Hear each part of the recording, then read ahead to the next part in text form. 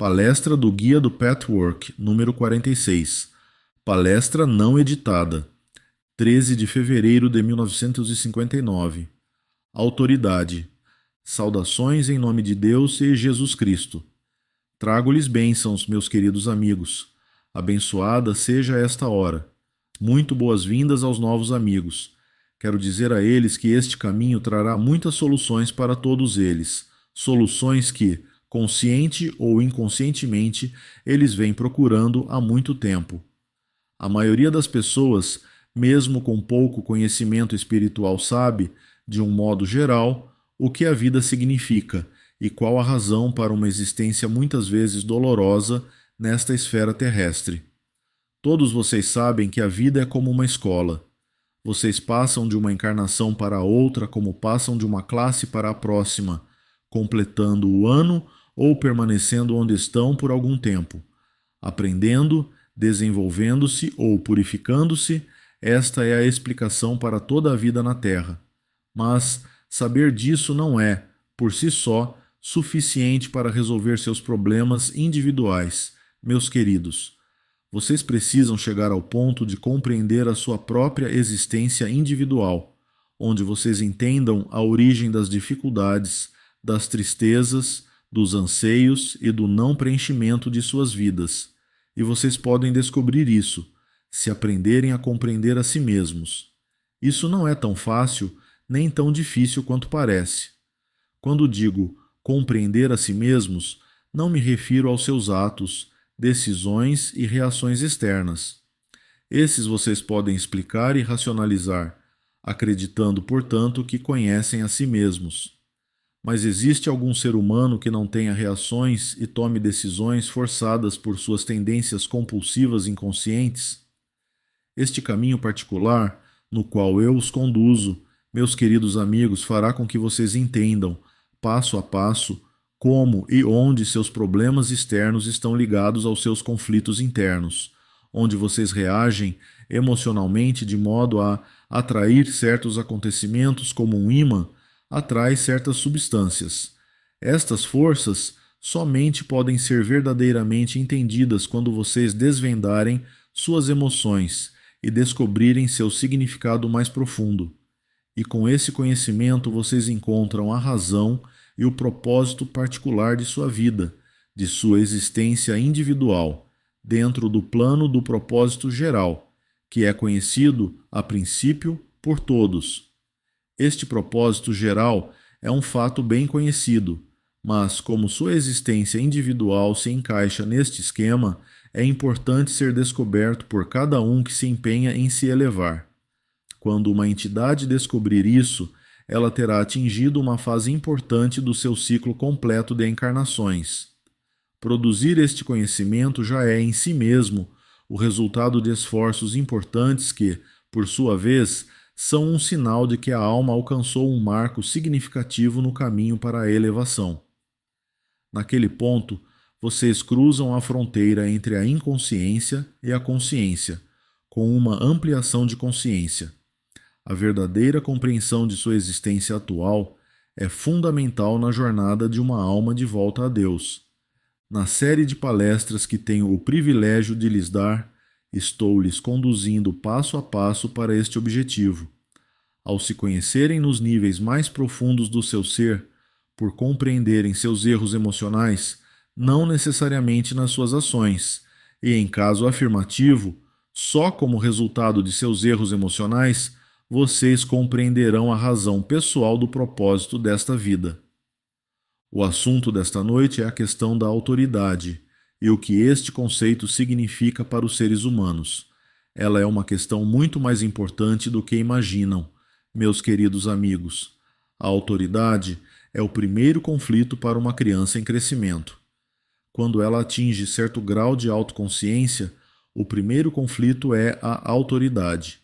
Os mais velhos, os pais e os pais substitutos e mais tarde os professores representam a autoridade para a criança. A autoridade nega à criança a realização de muitos dos seus desejos. Portanto, a autoridade parece hostil, mesmo que a criança receba muito amor, calor e afeição, e independente da proibição ser necessária, ela representa o primeiro obstáculo da vida. A atitude da criança diante da autoridade a acompanha ao longo da vida adulta. As reações frequentemente inconscientes à autoridade indicam se este obstáculo se tornou decisivo para a maturidade ou não. Se a pessoa adulta se ajustar à autoridade de forma madura e livre, outro marco foi alcançado no desenvolvimento da alma como um todo. Se, por outro lado, a reação à autoridade permanecer infantil, com a predominância de atitudes compulsivas inconscientes, daí então este marco permanece para ser alcançado em encarnações posteriores. Enquanto este ponto não for alcançado, a alma imperfeita reage negativamente diante da autoridade, mesmo sendo exercida de modo perfeito.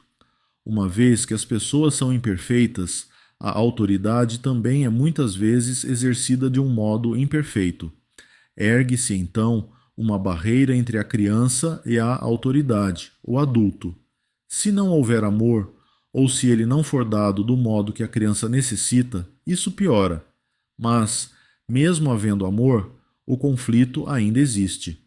Por um lado, a criança anseia pelo amor dos pais e, por outro, ela resiste e se rebela contra a restrição imposta pela autoridade. A criança sente a autoridade como uma força hostil, como um inimigo que a aprisiona atrás das grades, onde ela fica frustrada. Há muitas vezes um anseio impaciente na criança, tornar-se adulta por acreditar, erroneamente, que daí as limitações deixarão de existir. Mas, quando a criança cresce, ela descobre que não é assim. A autoridade simplesmente muda. Ao invés de pais e professores, a autoridade agora é representada pela sociedade, pelo governo, pelas instituições que aplicam as leis, por um empregador ou por outras pessoas poderosas de quem ela depende. Inconscientemente, seus velhos sentimentos a acompanham desde a infância, e o que sentia com relação aos pais e professores, agora a autoridade a restringe como adulta. Os mesmos conflitos reaparecem de formas diferentes. Como criança, você se dividia entre o desejo de ser amada e aceita.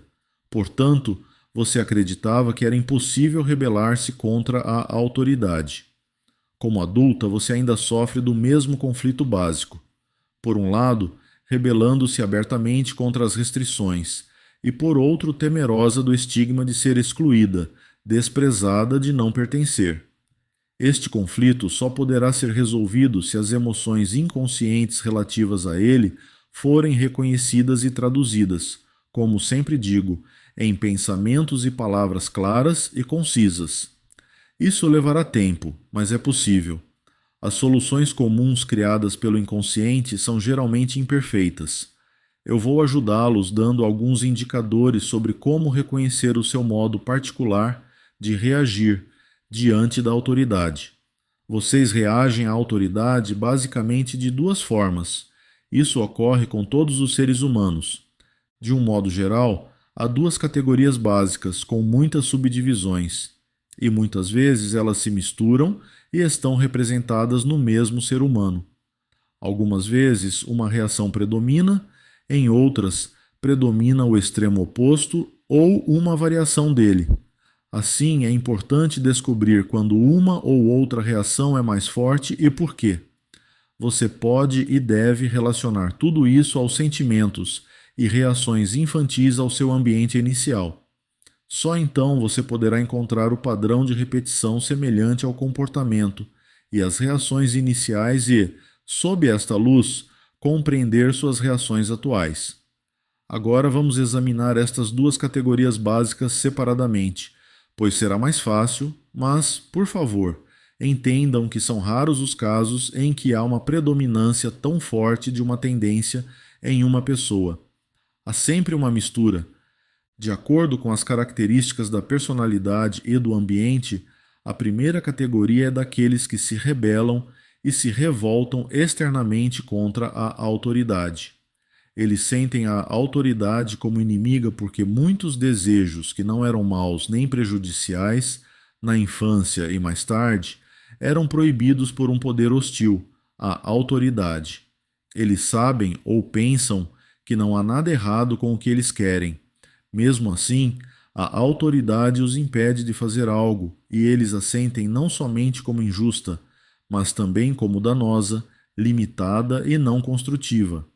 Agora, se a pessoa possuir uma natureza extrovertida e comunicativa, combinada com certa coragem, a rebelião tomará uma forma na qual ele ou ela lutará ou resistirá abertamente.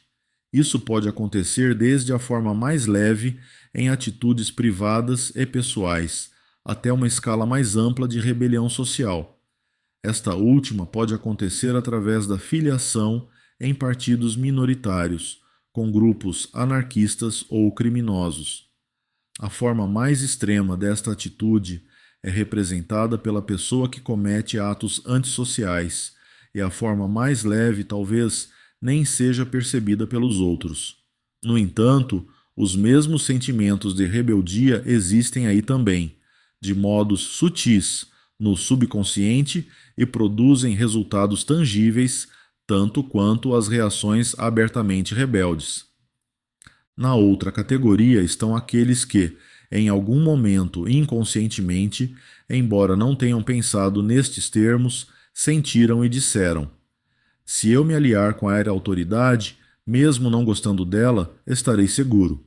A crença nesta segurança aparente leva o tipo extremado desta categoria a tornar-se um legalista rigoroso, não só no sentido exato da palavra, mas também de forma mais sutil. A fim de salvaguardar sua própria posição e esconder sua própria rebeldia, que lá no fundo é bastante semelhante à dos infratores da lei contra os quais ele está lutando, os legalistas tornam-se extremamente contrários aos infratores. Quanto mais medo eles tiverem de suas próprias tendências rebeldes ocultas contra a lei e a autoridade, mais severos eles se tornarão com relação ao infrator, em quem eles veem uma parte de si próprios que não querem expor. Foi exatamente essa exposição dos sentimentos verdadeiros que parecia tão arriscada e perigosa que os fez decidir a unir-se ao campo inimigo. O medo da própria exposição torna estas pessoas duplamente boas. Mas não interpretem a palavra boa no seu sentido real, no nosso sentido. Coloquem aspas nela.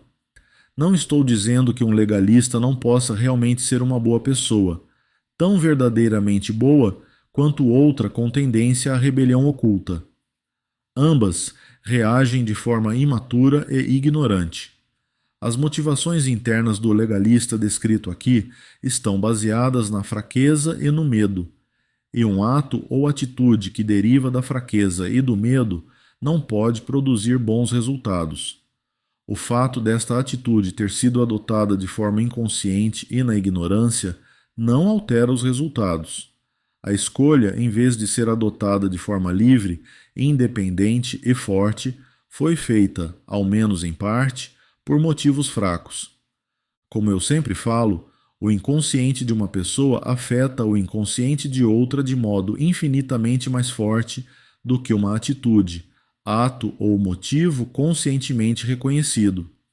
Em outras palavras, se você for levado a determinadas atitudes movido por seus medos não reconhecidos, o efeito sobre as outras pessoas será muito mais forte do que quando você faz a mesma coisa, tem os mesmos motivos e atitudes, mas reconhece suas tendências e correntes internas.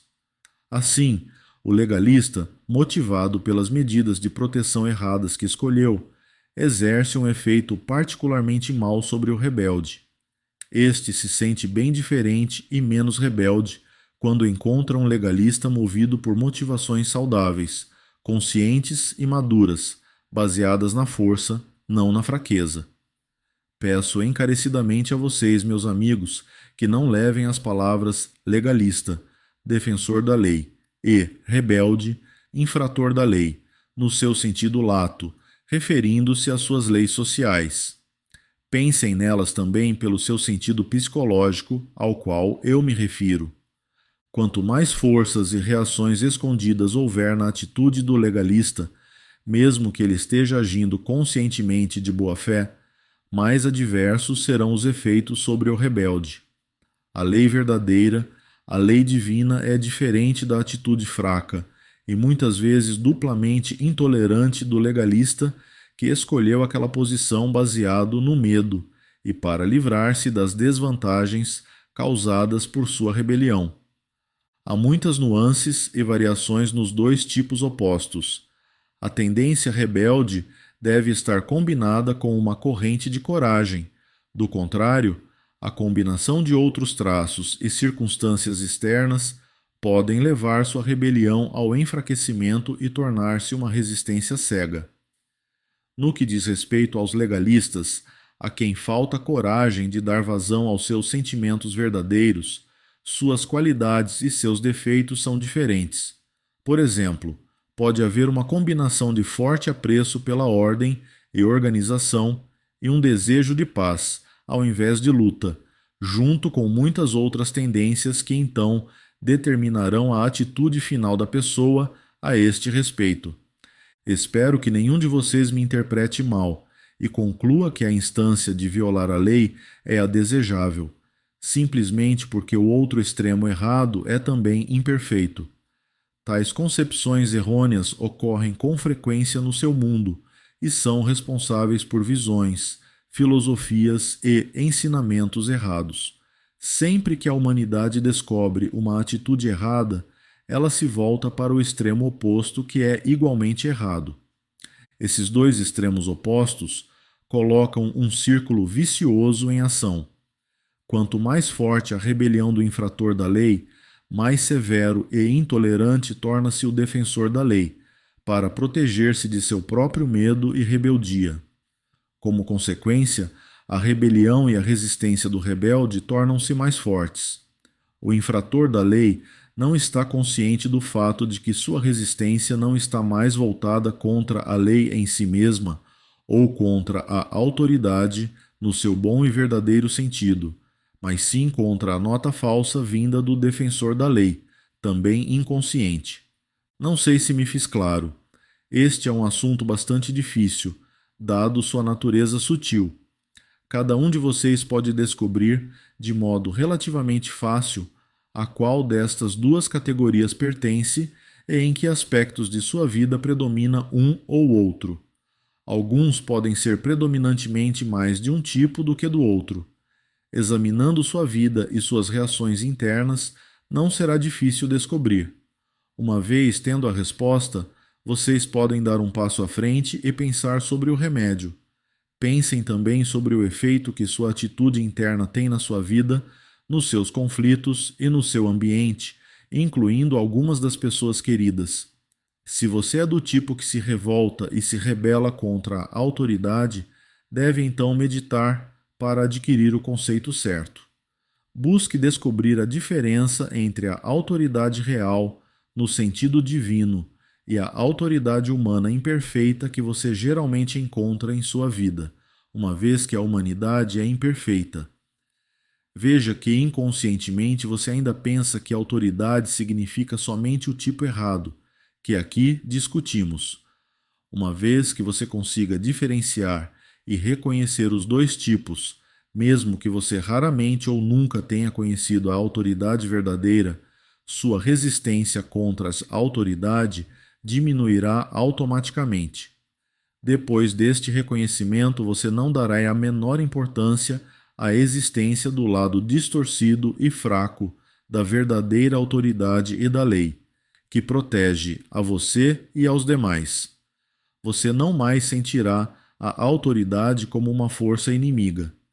Este conhecimento os ajudará a construir o conceito certo, o que fará com que vocês possam perceber o tipo errado sem se importar com ele, porque vocês conhecerão as motivações e as compreenderão.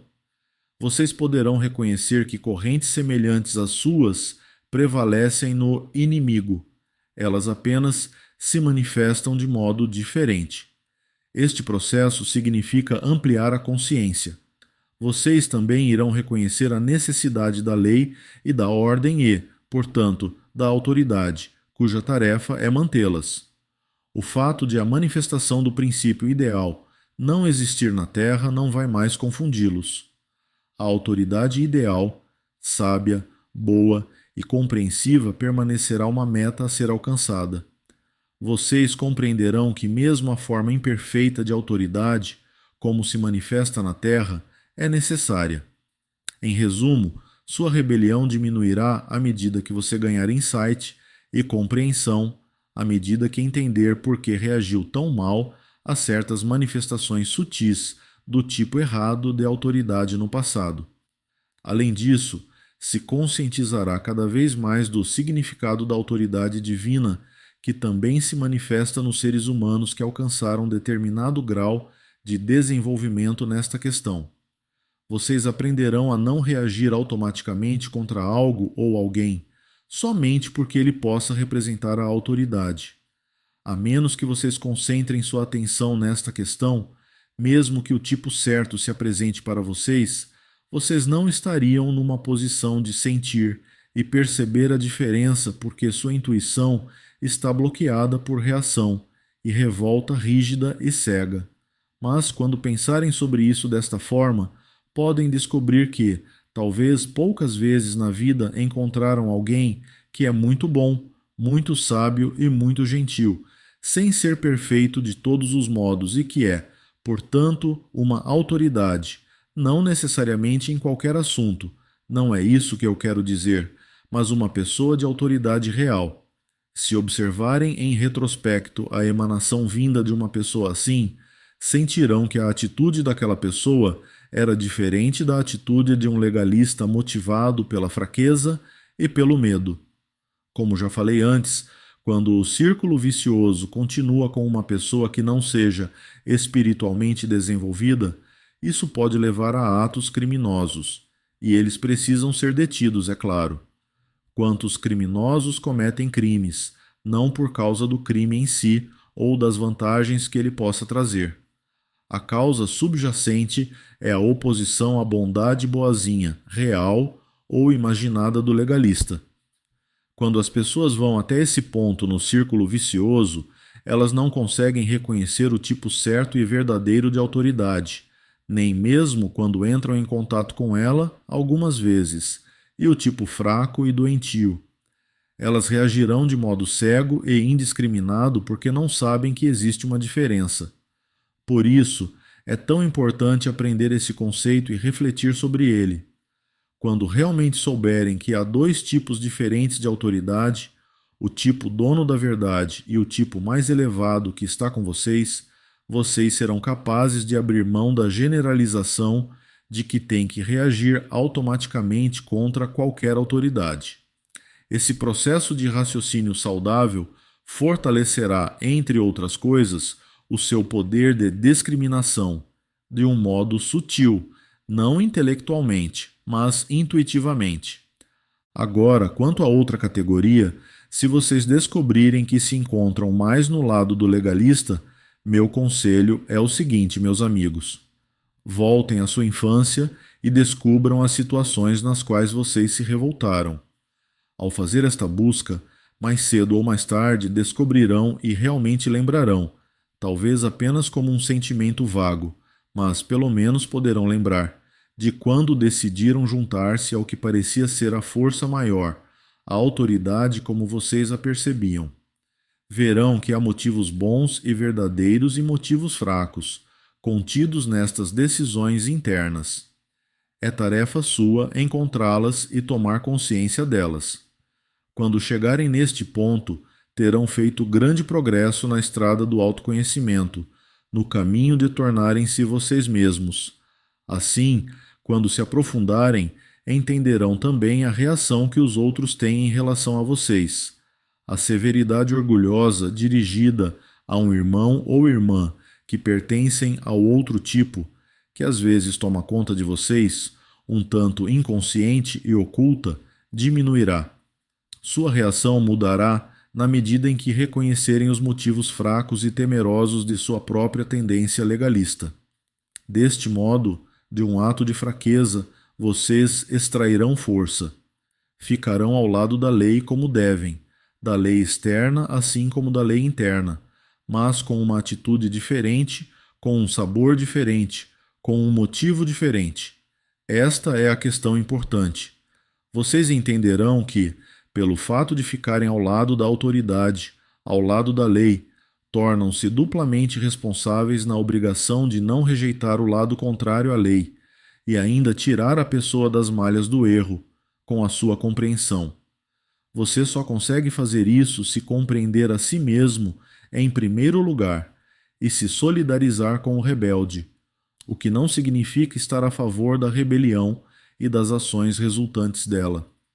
Por que vocês acham que o homem Jesus Cristo atraiu tanta censura sobre si mesmo? A autoridade humana o censurava por associar-se com os humildes, os criminosos comuns e as prostitutas.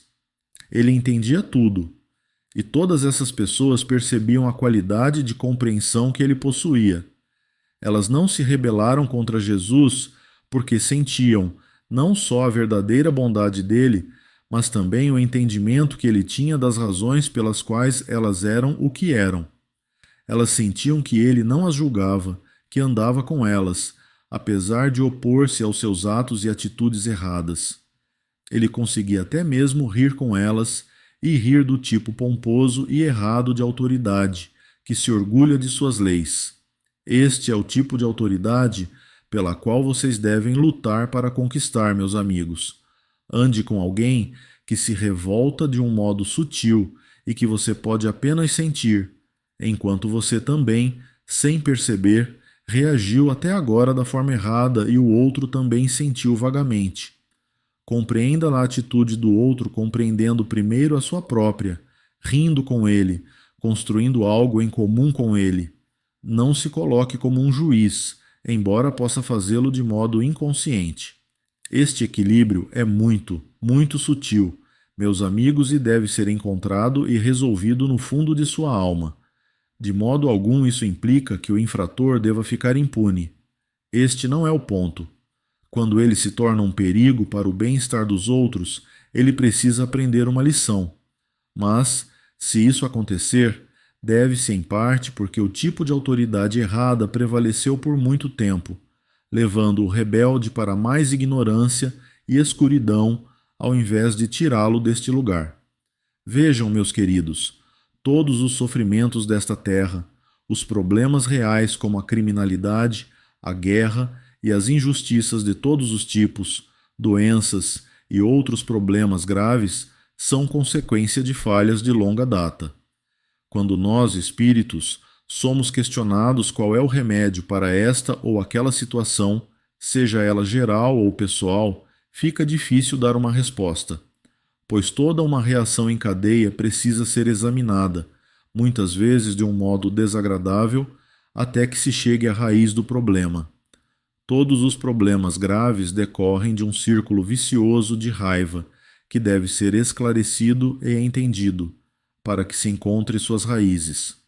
O último e conclusivo círculo de toda a cadeia de reação, aquele que se manifesta externamente enquanto os elos anteriores estão escondidos, é o que realmente precisa de ajuda. Mas este tratamento será sempre doloroso, principalmente se a raiz interna não é buscada quando há necessidade de aplicar o remédio externo. Assim, por exemplo, a guerra é certamente trágica, mas ela é, em algumas instâncias, o último recurso, até mesmo necessário, porque a humanidade negligenciou a busca pelas raízes internas dos problemas. Assim acontece com tudo mais.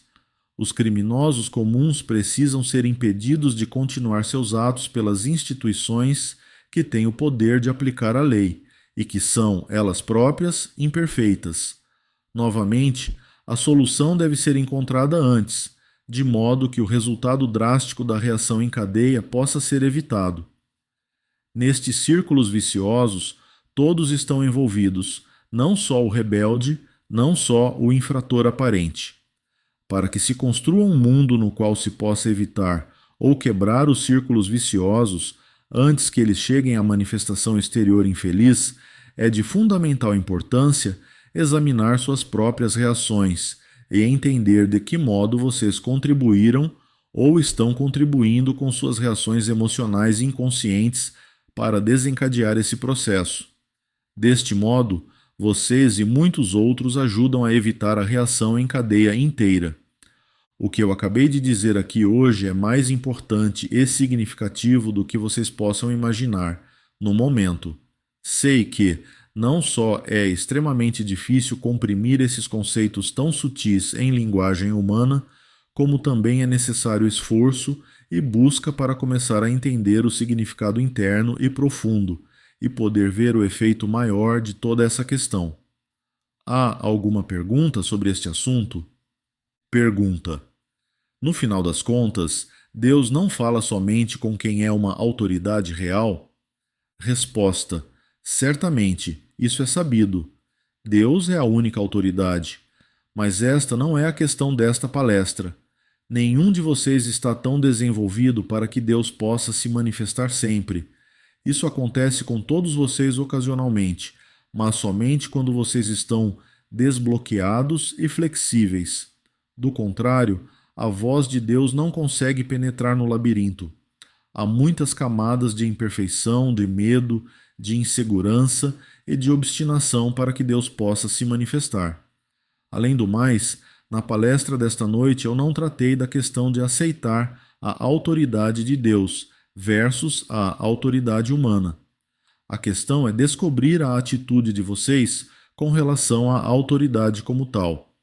Suas reações infantis ainda interferem em suas reações atuais sem que vocês estejam conscientes disso, por mais que lutem para descobrir a vontade de Deus. Pode até mesmo interferir na sua atitude frente a Deus, sem que vocês tenham a menor consciência disso.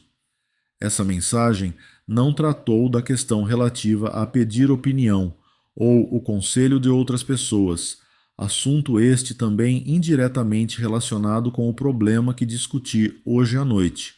Mas isso é apenas um detalhe da questão básica e da atitude.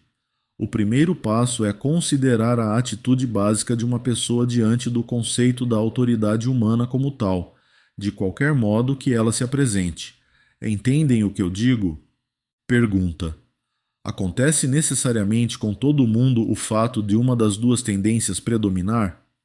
Resposta: não. Eu disse que, em alguns casos, pode haver uma mistura de meio a meio, mas, na maioria dos casos, um é um pouco mais predominante que o outro. Em alguns casos, um é realmente predominante, mas em muitos casos há uma mistura. Nesses casos, é importante descobrir quando, em que situações ou com quais tipos de pessoas predomina uma ou outra tendência. Isso também fornecerá pistas da maior importância para a sua autoinvestigação, com padrões de comportamento a serem reconhecidos. Pergunta: há algum modo especial para endireitar ou equilibrar os extremos? Resposta: bem, eu já dei algumas indicações disso. O primeiro passo é descobrir a qual tipo um indivíduo pertence, em que situações predomina uma faceta e por quê. Leva algum tempo para se observar e reconhecer reações diárias e voltar à infância. Mas uma vez que esta prática tenha sido estabelecida, vocês podem ir para o próximo passo, que é esclarecer seus pensamentos sobre a questão. O procedimento é sempre o mesmo. Comecem reconhecendo toda instância onde reagem emocionalmente de modo errôneo. Todas as conclusões derivadas de imagens são um exemplo. Na sua observação diária, percebam que vocês não conseguem mudar uma reação emocional, simplesmente por terem reconhecido sua premissa falsa recentemente. Como eu já falei várias vezes, as emoções não podem ser controladas desta forma, mas vocês conseguem mudá-las pela observação constante, pela comparação das reações erradas com o conceito certo que deve ser formado mentalmente e meditando sobre ele da forma que eu ensinei nesta palestra. Vocês podem expandir sua meditação com suas próprias palavras e rezar, pedindo a Deus para ajudá-los a tomar consciência do conceito certo, mesmo que este seja só intelectual, sem o auto-engano de que vocês já integraram o conceito certo no nível do sentimento, vendo como suas emoções ainda se desviam do conceito certo. Daí então, pouco a pouco, este processo irá mudar suas emoções, e vocês endireitarão as emoções erradas, conduzindo-as do canal errado para o canal certo, pelo processo de desenvolvimento e purificação. Pergunta: no caso do infrator da lei, seria a obstinação a principal corrente oculta, e no caso do legalista, o medo? Resposta: certamente. Esses seriam os fatores predominantes em cada caso. E o orgulho tem o seu papel em ambos os casos, apenas usado de modo diferente. Alguma pergunta a mais sobre esse assunto? Muito bem, meus amigos, então vamos voltar para as perguntas planejadas. Pergunta: estive pensando, compreendo que quando estamos reencarnados, não temos lembrança de nossas vidas passadas. Agora, quando chegamos ao além após esta vida, temos então a lembrança das vidas passadas, pelo menos por um breve momento, e então as esquecemos, ou levamos essas memórias conosco durante todo o tempo em que permanecemos no além. Resposta: isso depende totalmente do caso, principalmente do nível de desenvolvimento da entidade e de alguns outros fatores.